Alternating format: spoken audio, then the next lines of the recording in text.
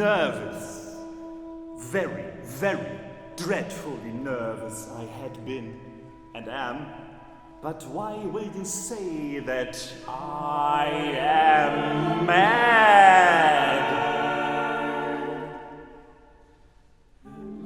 The disease had sharpened my senses, not destroyed, not dulled them. And above all was a sense of hearing acute.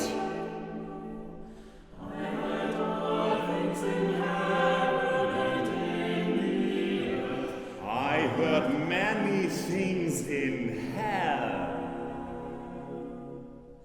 How then I am mad?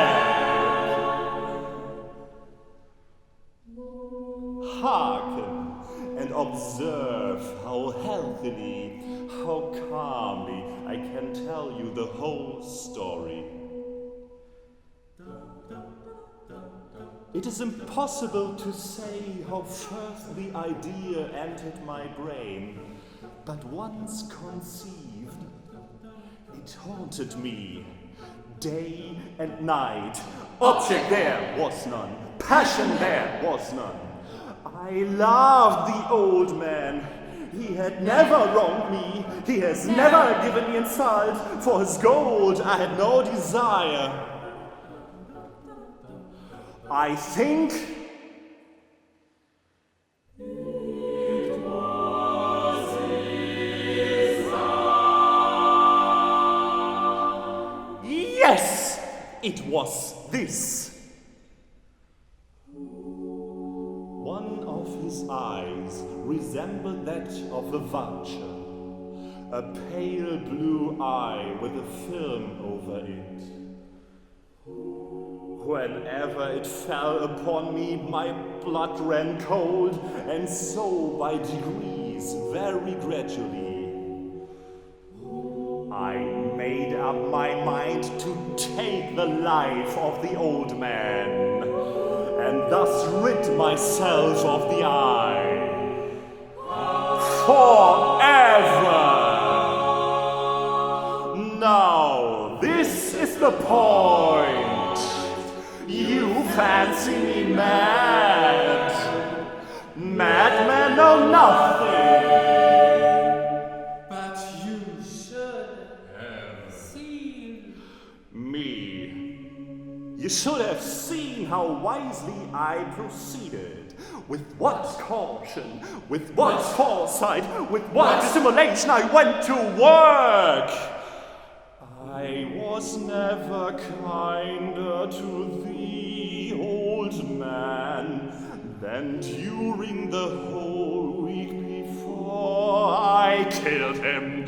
And every night, about midnight, I turned the latch of his door and opened it, oh, so gently.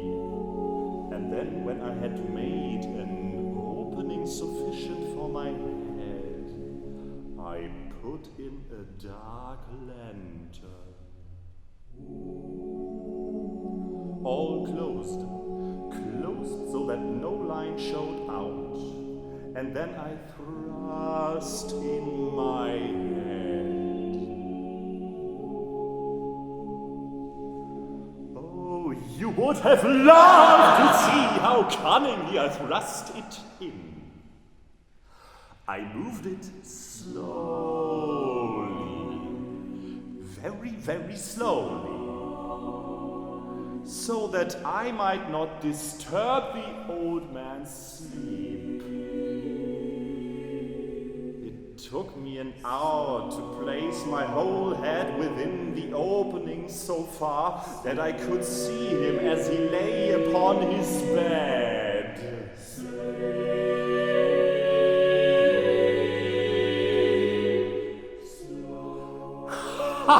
Would a madman have been so wise at this?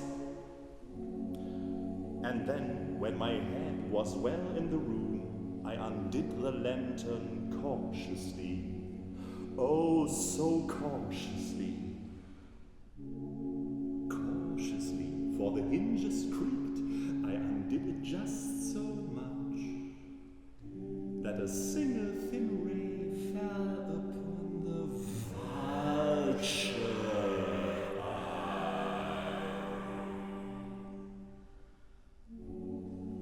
And this I did for 7 long nights, every night just at midnight. But I found the eye always closed, and so it was impossible to do the work. For it was not the old man who vexed me, but his evil eye. And every morning when the day broke, I went boldly into the chamber and spoke courageously to him, calling him by name in a hearty tone, and inquiring how he had passed the night. La la la la la la la la la la. So you see, he would have been a very profound old man indeed, to suspect that every night, just at 12, I looked upon him while he slept.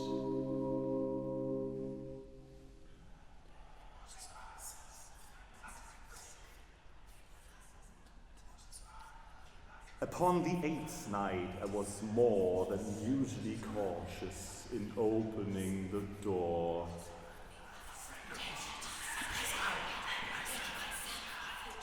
A watch's minute hand moves more quickly than did mine. Never before that night had I felt the extent of my own powers, of my sagacity. I could scarcely contain my feelings of triumph.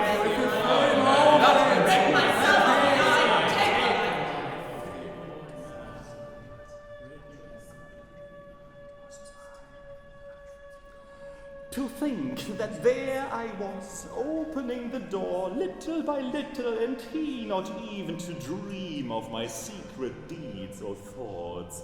I fairly chuckled at the idea. And perhaps he heard me, for he moved on the bed suddenly as if started.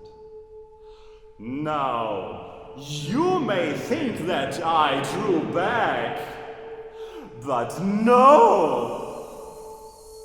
His room was as black as pitch with a thick darkness, for the shutters were close fastened through fear of robbers, and so I knew that he could not see the opening of the door, and I kept pushing it on steadily, steadily.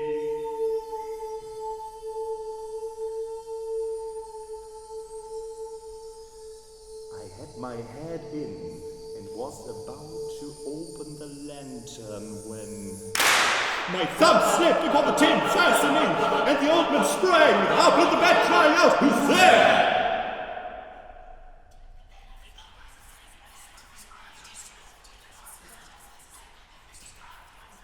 I kept quite still and said nothing. For a whole hour I did not move a muscle, and in the meantime I did not hear him lie down.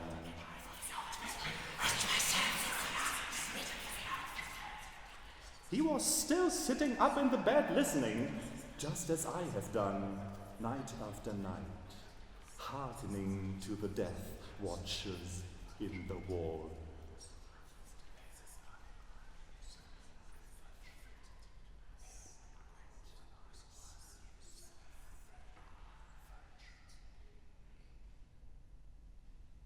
When I had waited a long time, very patiently, without hearing him lie down, I resolved to open a very, very little crevice in the lantern.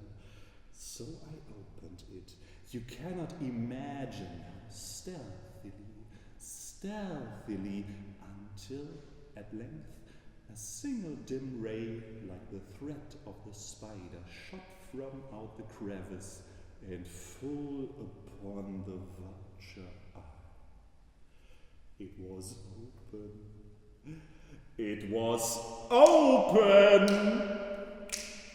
It was open, wide open, and I grew furious as I gazed upon it. I saw it with distinctness, on a dial with a hideous veil over it, that chilled the very marrow in my bones. But I could see nothing else of the old man's face or person, for I had directed the rain, as if by instinct precisely, upon the damn spot.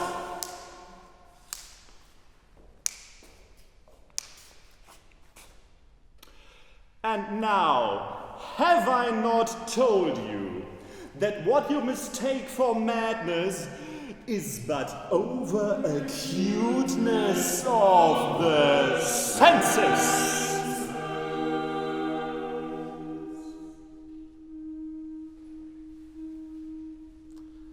Now I say, there came to my ears a low, dull, quick sound, such as a watch makes when enveloped in cotton. I knew that sound well too. It was the beating of the old man's heart. It increased my fury, as the beating of the drum stimulates a soldier into courage.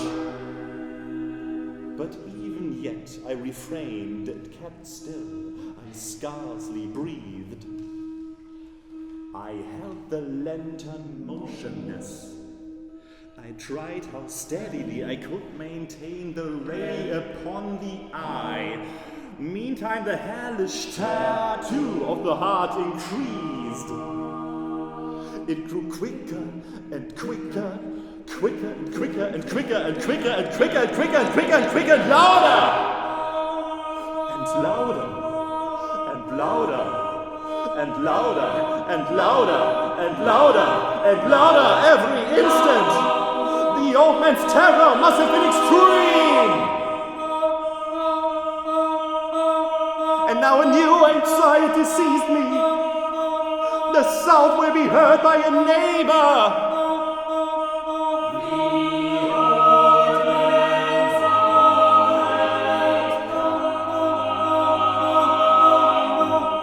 With a loud yell, I threw open the lantern and leaped into the room.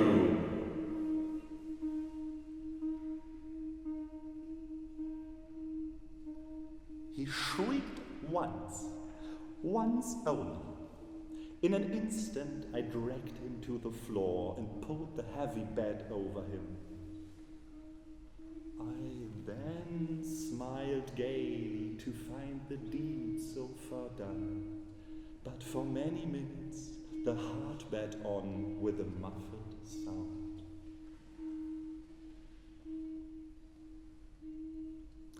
This, however, did not vex me. It would not be heard through the wall. At length, it ceased.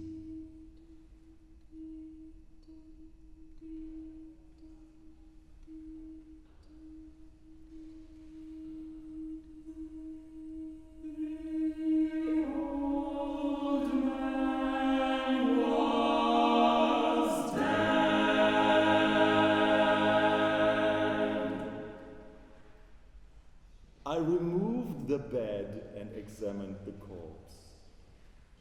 Yes. He was stone dead. I placed my hand upon the heart and held it there for many minutes. There was no pulsation. He was stone dead.